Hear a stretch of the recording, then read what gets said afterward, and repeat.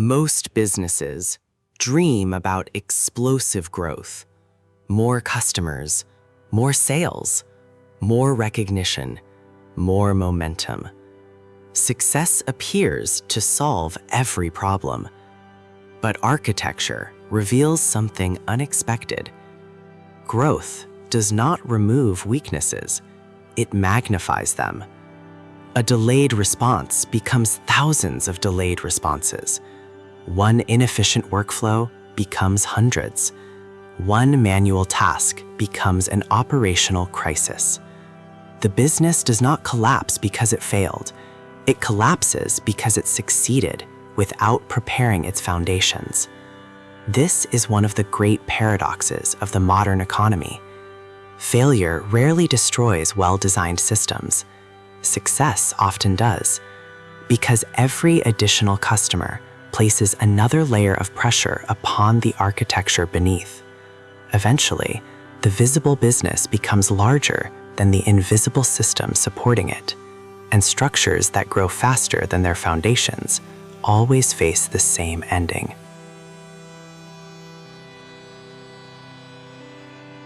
Engineers do not evaluate bridges on calm days. They evaluate them under maximum load. Architects apply the same principle to business. A company with 100 customers reveals very little. A company with 1 million customers reveals everything. Growth is not the objective. Growth is the examination. Every order tests logistics. Every payment tests infrastructure. Every support request tests operations. Every employee tests communication. Pressure does not invent problems. Pressure makes invisible problems impossible to ignore. This is why high-performing systems are rarely optimized for today's demand. They are designed for tomorrow's complexity. Because resilience is not measured before expansion. It is measured during expansion. Every system contains a limit. Not always obvious, not always visible, but always present. A single approval process, a single database, a single founder, a single supplier, a single manual decision. Everything appears efficient until demand increases. Then, the hidden constraint reveals itself. Most organizations respond by adding effort, more meetings, more hiring, more overtime. Architects respond differently. They redesign the bottleneck itself, because bottlenecks do not disappear through harder work. They disappear through better architecture. Every scalable business is ultimately defined by one question. When pressure increases, does the system slow down or evolve? Scalability is rarely limited by demand. It is limited by architecture. Every growing business eventually encounters the same invisible barriers. The first bottleneck is decision. When every important choice requires one individual, growth inevitably slows. A system that depends on constant approval cannot move faster than its decision maker. The second bottleneck is process. Improvisation works at small scale. At large scale, it creates inconsistency. Every repeated task should become a repeatable system, because predictable outcomes require predictable processes. The third bottleneck is technology.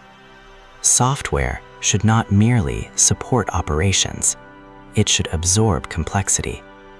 Automation does not eliminate work, it relocates work from humans into infrastructure.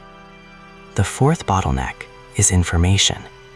Growth multiplies the amount of knowledge moving through an organization. When information arrives too slowly or reaches the wrong destination, decisions deteriorate. Clarity becomes a competitive advantage. The fifth bottleneck is adaptation. No architecture remains perfect forever. Markets evolve, customers change, technology accelerates.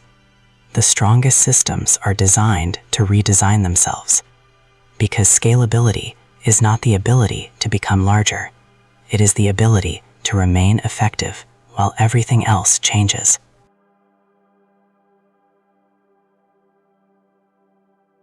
Nature rarely builds through one giant structure. It builds through modular systems, cells, organs, networks, each capable of functioning independently while strengthening the whole.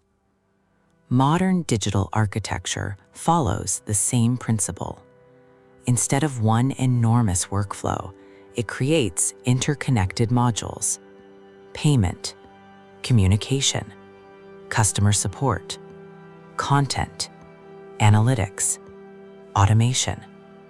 Each component can improve without disrupting every other component. This creates organizational flexibility.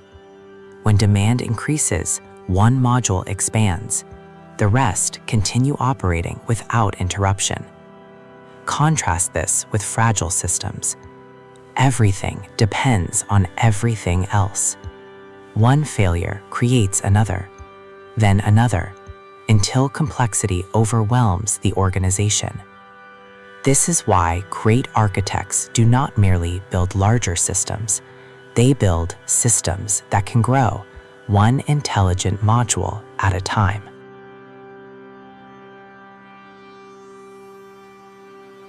Every successful business eventually reaches a decisive moment. Yesterday's architecture meets tomorrow's demand. If preparation has been ignored, success becomes the heaviest burden. The founder works longer, teams communicate more, processes become slower, meetings replace momentum. Complexity begins consuming the value that growth created. The organization appears larger, yet moves more slowly. This is not a failure of ambition. It is a failure of design, because every layer added to a business must remove more complexity than it creates. Otherwise, growth becomes an expensive illusion. True scalability is not measured by how much a company expands. It is measured by how little additional complexity each new customer introduces. The strongest systems do not fear rapid growth. They quietly expect it. Every business pays taxes. Some are collected by governments, others are collected by complexity. Every unnecessary approval is a tax. Every duplicated workflow is a tax. Every disconnected system is a tax. Every manual process that survives automation quietly extracts value from the organization.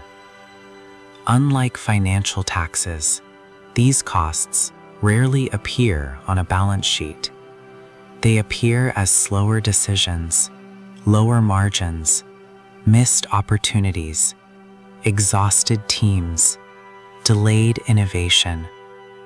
Over time, complexity begins consuming the very growth it was supposed to support.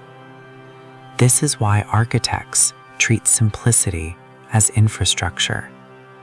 Not because simplicity looks elegant, because simplicity moves faster, adopts faster, learns faster, and compounds faster.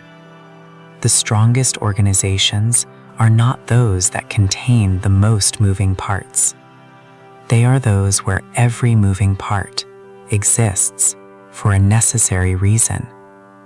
Architecture is the discipline of removing everything that growth does not require. If you want, To build an enduring business, prepare for customers you do not yet have. Design workflows for transactions that have not yet arrived. Automate decisions before repetition makes them expensive.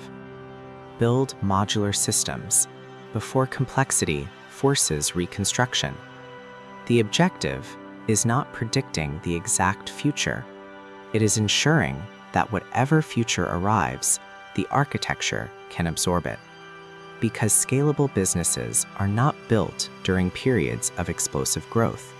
They are built during quiet moments when thoughtful design is still possible. Growth should never surprise a well-designed system. It should simply activate the capacity already waiting beneath the surface.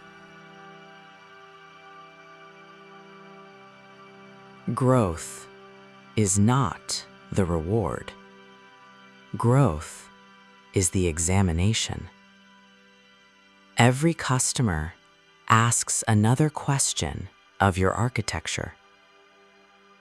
Every transaction places another demand upon your infrastructure.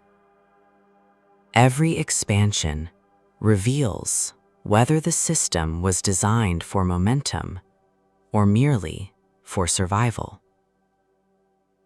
The businesses that endure are rarely those that grow the fastest.